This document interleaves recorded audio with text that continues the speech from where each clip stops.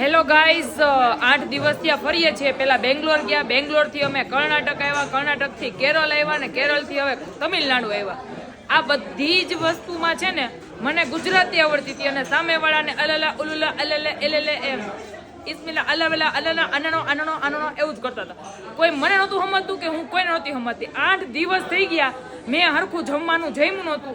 Finally હું અત્યારે તમિલનાડુમાં આવી ને તો અહીંયા મને છે ને મારા ઘરની ધોરાજીવાળા મળી ગયા. જો કાંઈ ન ઘટ્યો. આમ જો આ ઘરની ધોરાજી વાળા તો મળ્યા, પણ મારા ગુજરાતી મળ્યા અને ભેગા છે ને ગુજરાતી આમ સારું ખાવા મળે ને એ પ્યોર ટેસ્ટ ખાવાનું મળી ગયું. આમ જો કોન્ટેક્ટ તમે કરાવ્યો તમે એ અમારા જીજાજીને ફાકી ખાવાની થોડીક આદત છે.